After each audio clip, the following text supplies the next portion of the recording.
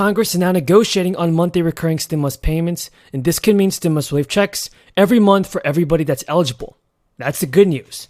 So if you are on Social Security and SSI, you'll also want to be sure to watch this video. So in an effort to safeguard against any future recessions, senators and the White House are now considering setting up automatic relief payments for the next time the economy takes another significant dip.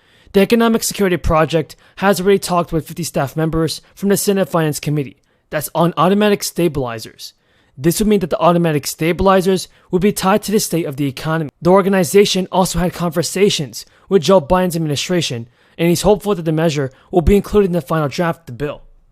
Automatic stimulus checks would really be helpful to millions of Americans. The Economic Security Project has already talked with 50 staff members from the Senate Finance Committee on automatic stabilizers alone. This would mean that the automatic stabilizers are going to be tied back to the state of the economy with Joe Biden's administration, and he's hopeful that the measure will be included in the final draft of the bill. Automatic stimulus checks are definitely going to be helpful to many people. As the country fights poverty and unemployment rate rises, more payments will be sent out. Automatic stabilizers are often tied to unemployment rates, and many lawmakers are pushing for plans that would issue broad or targeted payments based on the state of unemployment. So when unemployment is high, as it was in March 2020, payments will be sent out to a broad group of people. As it drops, payments will become more concentrated on lower class and working class communities, who are adversely affected by the crisis. As relief measures go, stimulus checks and unemployment insurance are not cheap fixes that would help the economic problems plaguing America right now. Folks, in addition to that, the 3-round stimulus checks alone cost more than $580 billion. Of course, Republicans have voiced opposition to this. The White House has backed automatic stabilizers for unemployment insurance, and Kamala Harris supported recurring payments. A change.org petition that was started last year calls for $2,000 payments, and that has gathered more than 3 million signatures. And now lawmakers have proposed a number of other points that could be put in place for the new stimulus check, including a new minimum wage, renewing federal tax on employment, and making the child tax credit raise permanent. At least 21 Senate Democrats are on board with this, but as of right now, it is clear that when automatic stabilizers could become law, it would definitely help a lot. They're most likely a pathway to passage of more budget reconciliations. Without reconciliation, Democrats will need to support at least 10 Republicans, and it's unclear that they sign into the concept of automatic direct payments. Thank you again for your support, everybody. If you have any questions on this, feel free to leave them in the comments below, and I'll do my best in answering them. Apologize to everybody out there. Usually we do these things very, very smoothly. Tonight we did not. We got some technical issues. So I'm not going to give you the long speech. I want you to hear from the workers themselves. Bottom line is you have some very courageous people out there who are in Colorado who are standing up to a very powerful corporation, the Kroger supermarket, the largest supermarket chain in the country, owned by incredibly wealthy people. And these folks have gone out on a 10-day strike, and I want Kim Cordova to explain why they went out and what this strike is about. So Kim, say it again. Profitable corporation. How much does the CEO earn at this corporation? Do you remember? It's millions of dollars. In fact, when they cut our hazard pay, he got a 21% or $21 million wage increase. And within Kroger stores, they have pantries where employees are getting food contributed by other employees. Is that what you're saying?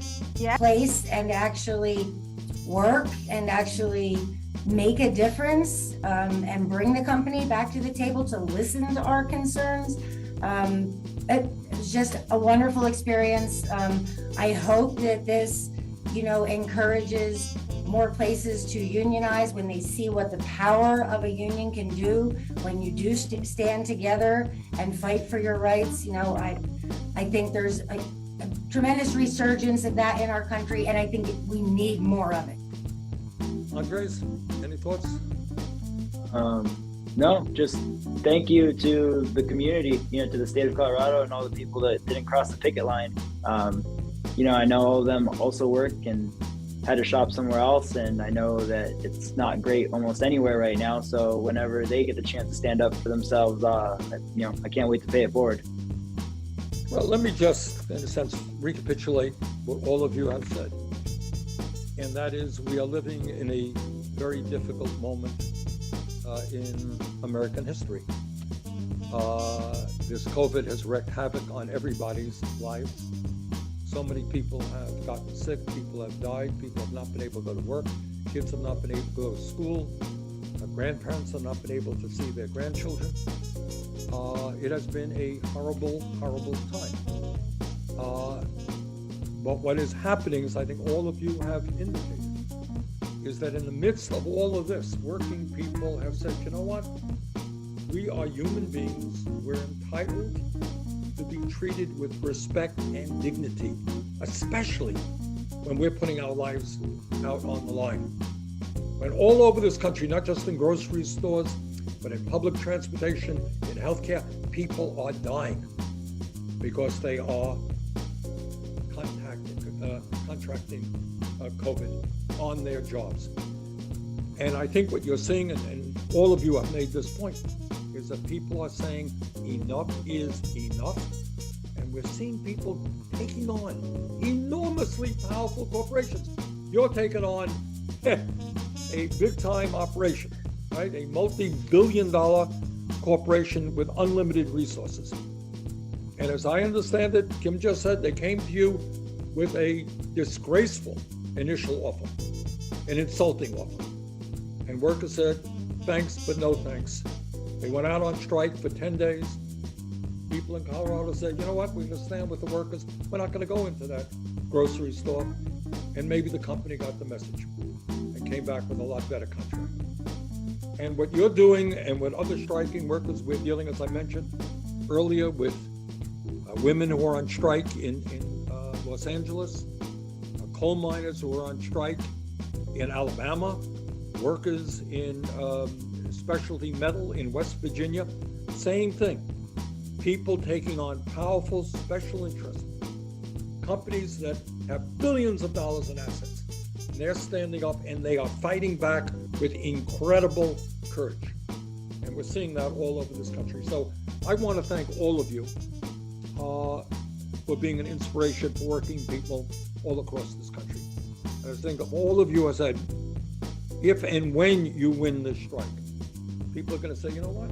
When we get united, when we join a union, when we're prepared to negotiate for real benefits, we can win this thing. And that's the role that you guys are playing nationally. You're inspiring a whole lot of people. And I thank you very, very much for that. And I thank you for being with us this evening, and look forward to continue working with you. So thank you all very much. Thank you, Senator. We appreciate you helping us amplify workers' voices around this country. And we absolutely appreciate your support.